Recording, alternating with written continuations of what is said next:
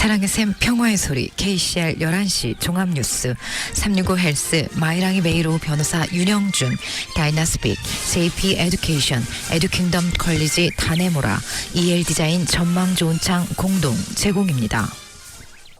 뉴질랜드 뉴스입니다. 지난 12일 스타워프는 코리안 포지티브 에이징 체리터블 트러스트 KPACT 행복누리에 관한 기사를 실었습니다. KPACT 행복누리는 11년 전 노인 요양 분야에서 일했던 박용란 씨의 아이디어로 설립됐으며 박용란 씨는 한국 커뮤니티에서 언어적으로나 문화적으로 엄청난 요구를 보았다고 소개했습니다. 박 씨는 특히 오클랜드 노쇼어 위의 지역 한인 커뮤니티와 공공자원들 사이에 격차가 있다는 점에 주목했으며 그래서 2012년에 한국 노인들의 소속감을 고양하고 지방선거와 총선, 인구조사에서 시민으로서의 역할을 수행할 수 있도록 지원하기 위해 트러스트를 시작했습니다. 지난 10년 동안 이 그룹은 한국 노인과 가족을 위한 문화행사와 백신, 음식 나눔 행사와 회원들에게 사물놀이와 수영, 그림과 바느질 등 다양한 수업을 제공하는 시니어 아카데미 등 커뮤니티 행사와 활동을 주최해왔습니다. 박 씨는 커뮤니티 구성원 중 일부가 한국의 자격증을 갖고 있지만 여기서는 그들의 아름다운 재능을 공유할 곳이 없었다며 트러스트의 아카데미 클래스가 그들이 교사로서 전문 지식을 공유할 수 있는 공간을 제공한다고 말했습니다. 그녀는 노인들이 새로운 기술을 습득하고 꿈을 추구할 수 있을 뿐만 아니라 친목을 도모하고 귀중한 정보를 공유할 수 있는 정기적인 공간이 있다고 언급하며 요즘에는 DHB와 호스피스로부터 신뢰를 받는 의뢰가 늘어나고 있다고 설명했습니다. 궁극적으로 한국 노인들을 위해 문화적으로 적합한 요양원을 설립하는 것을 꿈꾸며 뉴질랜드 통계청은 2035년과 36년까지 75세 이상의 아시아인 인구가 436% 증가할 것으로 예상하고 있다고 밝혔습니다. 이는 모든 그룹 중 가장 큰 증가폭입니다. 아시아인 인구가 증가하고 있음에도 불구하고 요양원에 거주하는 한국 노인들에게는 음식과 같은 단순한 문화적 요구가 여전히 해결되지 않고 있으며 이것은 정말 안타깝고 이제 신뢰가 지역사회를 성장시켰기 때문에 한국 노인들의 문화적이고 언어적 필요를 해결할 요양원 설립을 모색하고 싶다고 밝혔습니다. 사법적 재검표에서 헬렌 화이트와 타쿠타이 타슈캠프가 선거구 의원으로 확정됐습니다. 선거의 최종 재검표 결과가 나왔고 타마키 마카우라우 마운트 알버트의 투표 결과가 확인됐습니다. 지방법원이 발표한 결과에 따르면 선거구 재검표 결과 국회의원이 변경되지 않은 것으로 나타났습니다. 헬렌 화이트는 마운트 알버트의 의석을 유지했으며 국민당의 멜리사 리와의 표 차이는 11월 3일 발표된 선거관리위원회의 공식 결과에 비해 2표 감소한 18표였습니다. 타쿠타이 타슈캠프는 타마키 마카우라우 자리를 유지했으며 최종 결과는 4표 차이에서 42표 차이로 증가했습니다. 두 재검표 모두 11월 13일 월요일 오전 9시에 시작됐으며 이틀 뒤 법원에서 결과가 공개됐습니다. 사법적 재검표는 판사와 양당의 개표 검사원, 선거관리위원과 개표 직원들이 참석한 가운데 모든 투표가 수작업으로 집계됐습니다. 비정상 투표 상태에 대한 확인이 필요한 경우 이는 개표 검사원들 앞에서 판사가 결정했습니다. 재검표 신청 마감일은 11월 8일 수요일이었습니다. 연합정부 합의가 날이 갈수록 가까워지고 있다고 액트의 대표 데이비드 시모어가 밝혔습니다.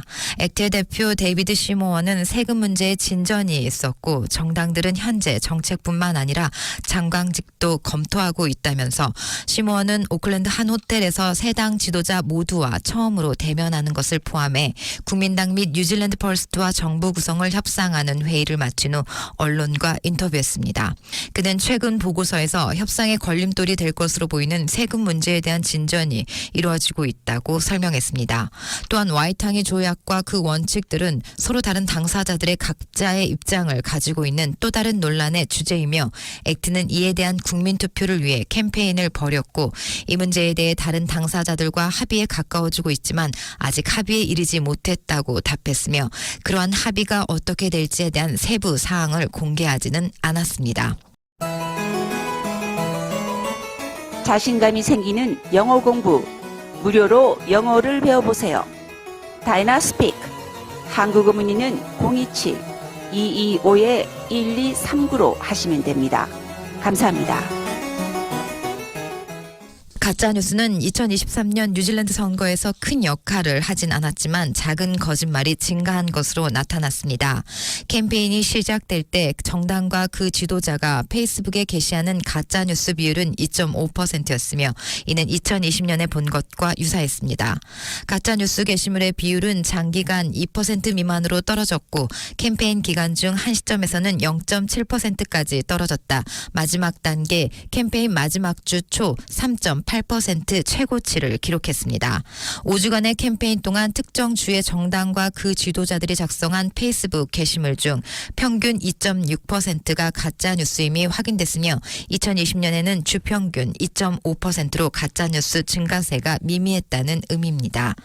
노골적인 가짜뉴스의 대부분 출처는 소수 정당들이었으며 연구조사에 따르면 주요 정당 중 노골적인 거짓말을 게시한 정당은 하나도 없었습니다. 절반의 진실은 조사한 5주 동안 10% 미만을 유지했으며 마지막 주에는 6.5%로 최고치를 기록했습니다.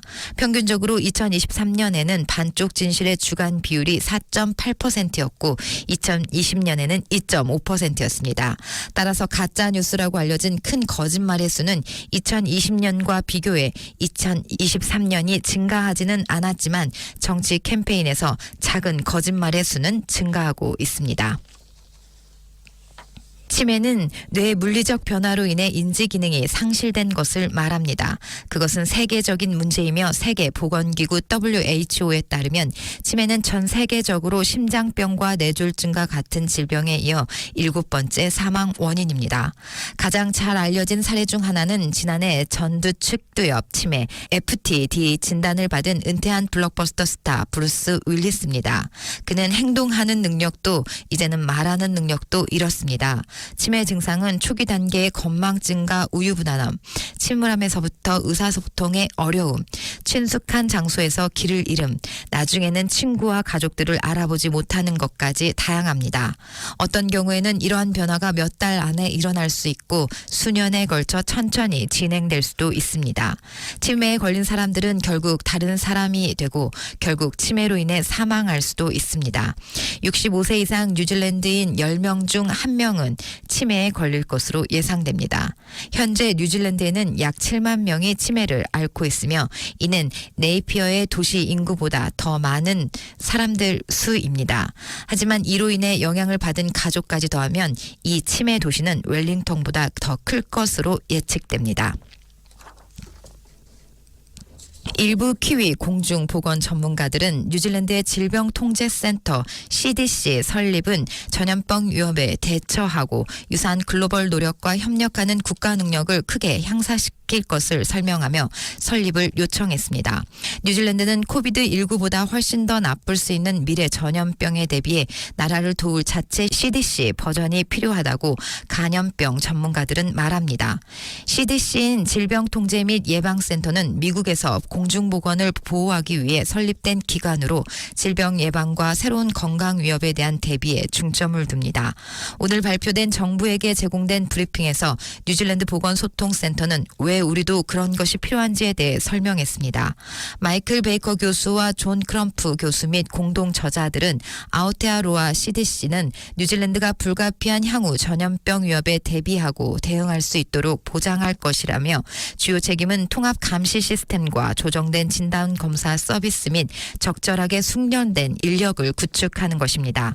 에피데미올로지스트 아만다 크발스비그, 진화생물학자 및 바이러스학자 제마 지오건, 공중보건학자 콜린 투키 통가를 포함한 그룹은 자체 CDC를 갖는 것이 지속적이고 만연된 간염성 질병의 예방 및 관리도 개선될 것이라고 말했습니다. 오클랜드 시민과 시의원 및 산업단체들은 제한된 혼합료를 지불하지 않고 직장에 출퇴근할 다른 대안이 충분하지 않은 것에 대한 우려를 나타내고 있습니다. 웨인 브라운 시장은 펜로즈와 그린레인 사이의 1번 모토웨이 그리고 링컨 로드와 테아타투 로드 사이의 16번 모토웨이를 오가는 피크타임 동안 3.50달러에서 5달러의 시간당 사용료를 요구하고 있습니다. 시의회 교통 및 인프라위원회는 오늘 이에 대한 논의를 할 예정입니다. 예정입니다. 혼잡으로 인해 이 도시는 매년 13억 달러의 손실을 입고 있는 것으로 추산됩니다. 그러나 이 요금이 어려운 이들에게는 더 많은 부담을 줄 것을 우려하는 목소리도 나오고 있습니다. 오클랜드 시의원 알프 필리파이나는 이 문제에 대한 협의가 필요하다고 언급했습니다. 공공교통 이용자협회 회장 나이얼 로버츠는 요금을 지불하고 싶지 않거나 할 수 없는 사람들을 위한 적절한 대안이 마련되어야 한다고 말했습니다. 지금까지 전해드린 뉴질랜드 뉴스는 뉴스허브, 원뉴스, RNZ, 뉴질랜드 헤럴드, 스타프, 인터레스닷.co.nz에서 간추렸습니다. 오늘의 환율 정보입니다. 뉴질랜드 달러화 대비 원화의 기준 환율은 785원 31전, 한국에서 보낼 때 793원 16전, 한국에서 받을 때 777원 46전입니다.